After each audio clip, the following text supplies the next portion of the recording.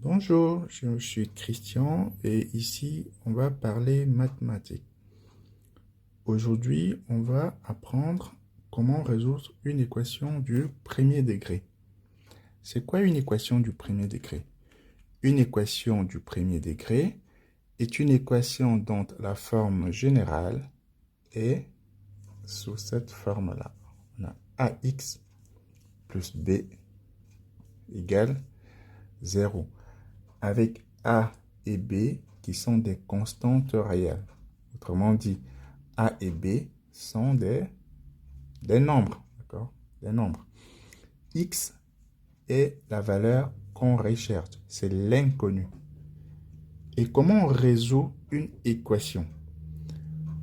On regroupe tout ce qui porte X à gauche et ce qui ne porte pas X à droite.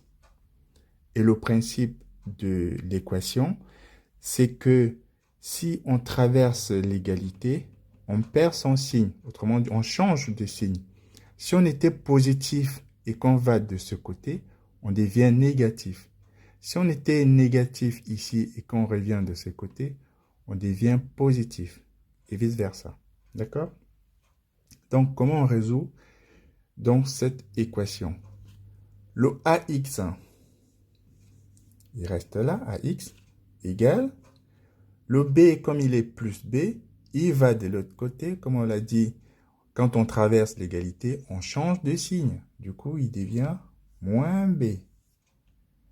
Et comme nous, on veut se débarrasser, on veut X et non AX, si on veut qu'il ne reste plus que X, il faut qu'on divise à gauche et à droite par le coefficient qui est devant X. Ici, en l'occurrence, A. Je rappelle que quand on a une équation, je dis bien une équation parce que ça ne marche pas sur les inéquations. Quand on a une équation et qu'on multiplie à gauche et à droite par la même quantité, on ne change rien. L'équation reste la même. Du coup, on peut simplifier les A et les A ici. Il ne restera donc que X. On a donc X égale moins B sur A. On peut faire un exemple, d'accord? Exemple. Si j'ai 2x moins 3 égale 0, par exemple, on cherche x. Comment on trouve x? On va faire 2x égale, le moins 3, il va de l'autre côté, il devient plus 3, d'accord? Plus 3. Je rappelle que quand on a plus devant, on peut se passer. Quand on écrit juste 3, on sous-entend que c'est plus 3. Donc 3.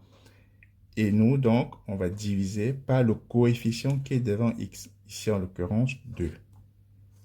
2. Du coup, on peut simplifier. Il va nous rester notre x qui vaut 3 demi. Donc, voilà la valeur de x qu'on a trouvée. On peut encore faire un autre exemple. Si j'ai 2x plus 3 égale, je sais pas, 5x moins 4, on me demande de résoudre cette équation.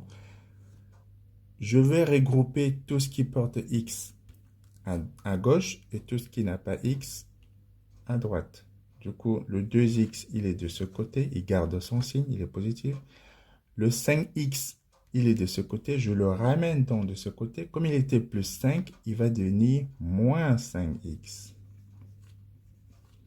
Égale, moins 4, il est de ce côté, donc il reste moins 4. Par contre, le plus 3, il va aller de ce côté, lui il devient moins 3. On a donc 2x moins 5x. Quand on a des choses de la même famille, on peut bien les additionner. D'accord? Les x et les x s'additionnent, tout comme les constantes et les constantes s'additionnent. Du coup, on peut additionner 2x moins 5x. Ça nous fait moins 3x. Égale moins 4 moins 3. Ça nous fait moins 7. Et on doit diviser à gauche et à droite par le coefficient qui est devant x. Ici, en l'occurrence, moins 3. On simplifie donc le moins 3 et le moins 3. De ce côté, on a donc notre x. Et de l'autre côté, on a moins 7 sur moins 3. Quand on a moins en haut et en bas, ça fait plus en fait. Du coup, là, on a tout simplement 7 sur 3. Donc, la valeur de x, c'est 7 sur 3.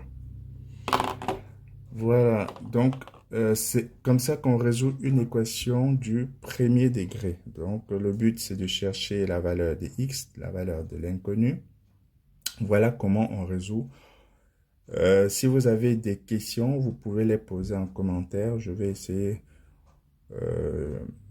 tant que possible de répondre. Et si vous avez des sujets que vous voudriez qu'on travaille, vous pouvez aussi suggérer en commentaire. Si le contenu vous intéresse, vous pouvez vous abonner. Comme ça, de temps à autre, on s'échange des informations comme ça. Je partage avec vous des notions mathématiques pour vous faciliter la vie dans ce domaine.